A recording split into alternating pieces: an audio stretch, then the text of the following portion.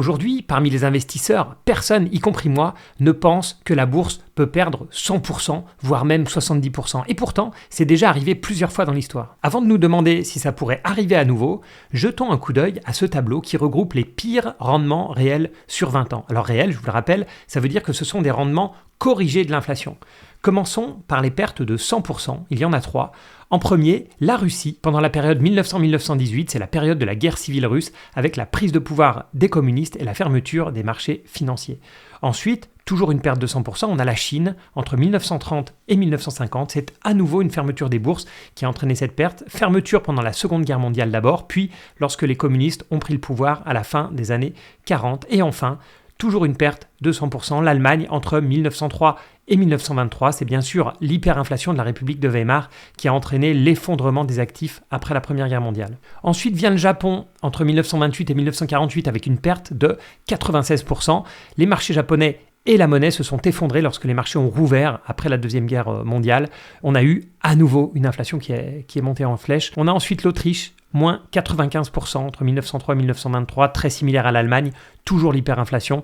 En France aussi, on a eu droit à une perte de 93% entre 1930 et 1950. Sans surprise, ce sont les dégâts de la Grande Dépression, puis ceux de la Deuxième Guerre mondiale, suivis par une forte inflation. Et je pourrais continuer longtemps comme ça. Italie, perte de 87% entre 1928 et 1948, et à nouveau une perte de 84% entre 1907 et 1927. En France aussi, toujours, perte de 75% entre 1906 et 1926. Je pourrais continuer.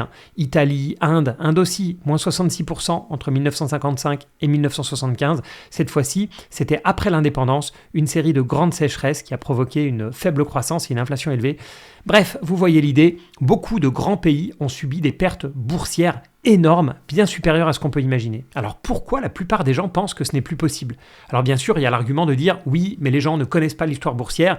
S'ils la connaissaient, ils réaliseraient que c'est quelque chose de tout à fait possible. Mais non, même des gens qui ont étudié l'histoire boursière, typiquement moi, pensent que les bourses, d'une manière générale, ne peuvent pas perdre 70% ou plus. Il faut quand même expliquer que la bourse a beaucoup changé.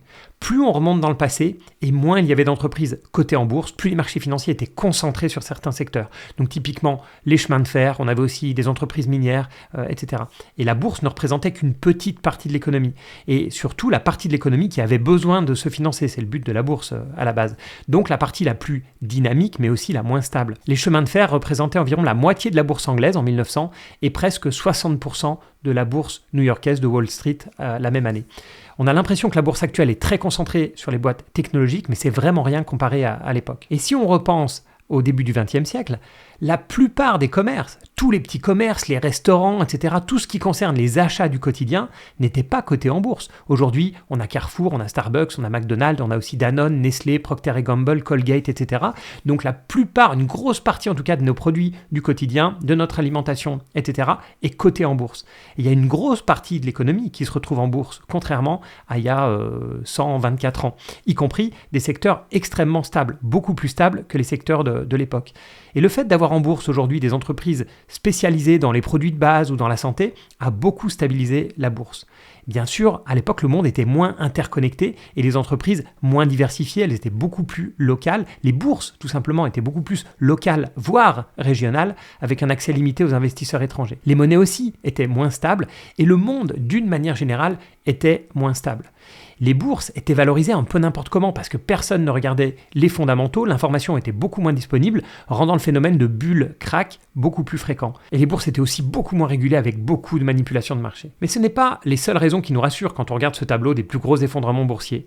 C'est qu'il manque quelque chose dans ce tableau, ou plutôt il manque un pays, il manque les États-Unis. Les États-Unis aujourd'hui c'est 60% de la bourse mondiale et c'est vrai que c'est ce qui rassure parce que les États-Unis n'ont jamais vécu un effondrement de ce genre. Bien sûr, il y a eu la Grande Dépression, mais même la Grande Dépression n'est pas du tout arrivée à ce genre de pertes financières. Ce qui est trompeur, effectivement, c'est qu'on s'imagine que la Russie, la France, l'Italie, etc., tous ces marchés qui se sont effondrés étaient des petits marchés. Mais il faut bien se rappeler qu'en 1900, les États-Unis n'étaient qu'une bourse parmi d'autres. La grande bourse mondiale, c'était Londres, 24% de la bourse mondiale. Puis Wall Street, 14%, suivi de près par l'Allemagne, 13%, la France, 11%, et beaucoup plus petite, la Russie 6%. Les États-Unis en 1900, c'était le pays émergent, c'était le pays en train de se construire. Mais les pays dont on a parlé en début de vidéo, les pays où se sont produits des effondrements, c'était à l'époque les plus gros pays du monde. Bien sûr, quand on pense États-Unis, on pense à la Grande Dépression de 1929, mais finalement, même le pire rendement réel de la bourse américaine, qui était donc cette crise de 29, est de moins 61%. Et encore, il n'est pas sur 20 ans, contrairement aux chiffres que je vous ai donnés au début. Si vous prenez sur 20 ans, donc la période 1929-1949, c'est bien meilleur. Donc maintenant, si on essaye de répondre à la question combien la bourse peut perdre au maximum, c'est là où c'est compliqué. Et je vais juste vous donner mon avis. Je ne pense pas que des pertes généralisées, je dis bien généralisées, de plus de 60% soient possibles, voire même de plus de 50%. Parce que, en plus des raisons énoncées jusqu'ici, si on regarde les plus gros effondrements, ils ont souvent des points communs.